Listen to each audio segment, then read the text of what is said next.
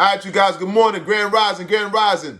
This is another installment of Food for Thought. I'm going to come with this every morning. I'm a firm believer. How you start your morning is how you end your day. There's a high probability in that, right?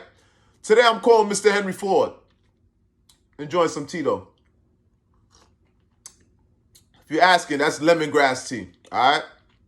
With a little bit of lime to alkaline it and some honey. Remember, honey has antimicrobial, antioxidants, anti-inflammatories, anti-everything, okay? It's one of the most highest vibrating foods on the planet, honey. All right, back to the subject at hand. Quoting Mr. Henry Ford, Mr. Henry Ford said, anybody who stops learning is old, whether at the age of 20 to the age of 80. Anybody who stays learning is young. One of the greatest things in life is to keep your mind young. All right, I'm a firm believer in that. We're going to show there's some credence to that. You ever heard this cliche term throughout life? We've always heard this term. You can't teach an old dog new tricks, right?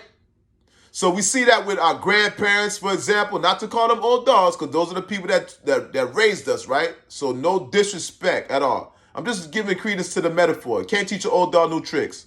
So as new technology unveils, is presented into society, our grandparents, they're reluctant to try to learn that technology. They would rather you learn it and you do it for them. They want us to do it for them, right? Also with philosophy, there's a lot of philosophy and history in life. There's a lot of philosophy and history in life that's been debunked, okay? So with that being said, you have to kind of like change the way you look at life. You got to change your history timeline.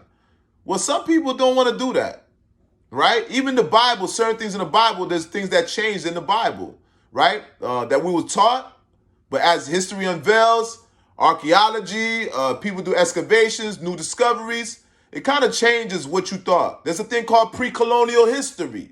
So the things that was taught in school, and then when you find out the history before that region was colonized, there was a history there that was suppressed.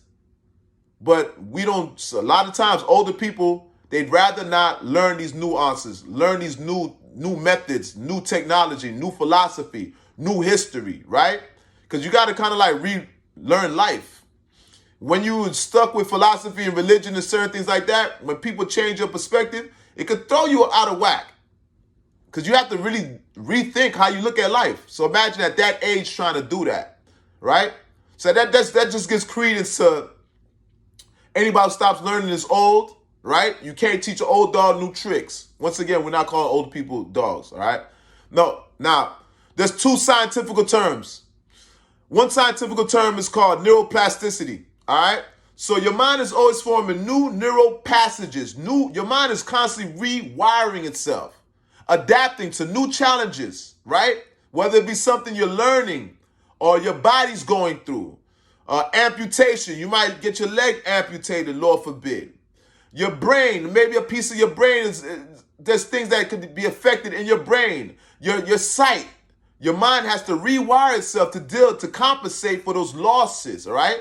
So neuroplasticity, you're learning new methods, a new game you learn, a new sport. Your mind has to rewire itself to learn how to conduct itself and operate under those conditions. You have another thing called neurogenesis. Neurogenesis is your mind forming new brain cells, all right?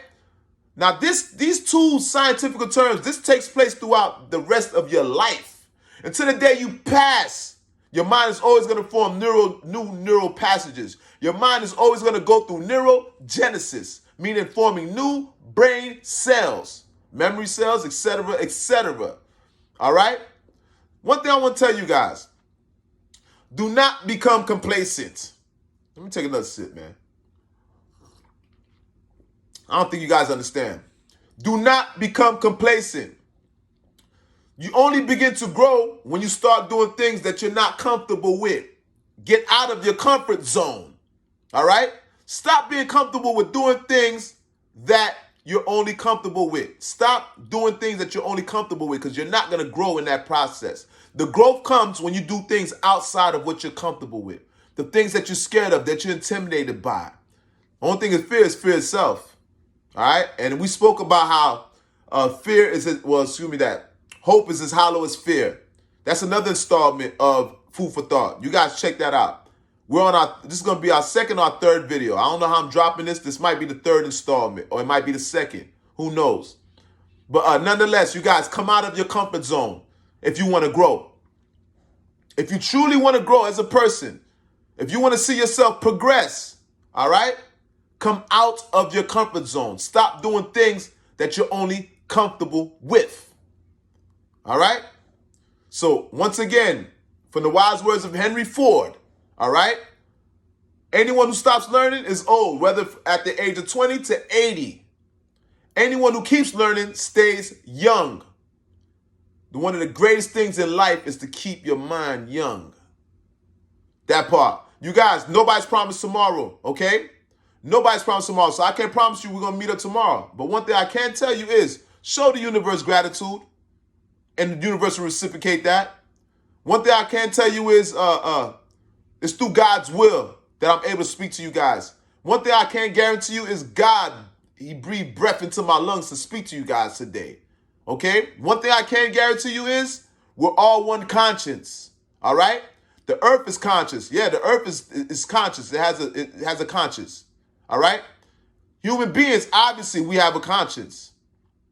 Animals, if you wasn't aware of that, animals have a conscience. Have you ever seen a dog dream? I got two bullies. Both of them I've caught barking in their sleep. They're having a dream. That means that's an indication that they are conscious. Plants are conscious also, right? The mood of the room, whatever the mood that's in the room, whether it be a negative, dense, negative vibe, the plants absorb that. Plants are conscious. That's why they tell you sometimes go hug a plant and pray and hug a plant, right? You seen the movie Avatar. There's many examples of how plants are conscious. But nonetheless, all four of us, we're all conscious. So we're one conscious. What affects one affects us all. Our mood affects our dogs, the animals. Our mood affects the plants. The way we behave affects the earth. What the earth is going through affects us all. All of us. Okay then. So with that being said, you guys, nobody's promised tomorrow. I can't promise you guys we'll see you tomorrow, but one thing I can say, I'm going to show gratitude to the universe and thank God for breathing breath into our lungs. Excuse me. Hopefully we can meet up tomorrow. Excuse me, all right? And I'm not going to edit that out. I would say salute and peace, family. Affirmation warriors, come out and play.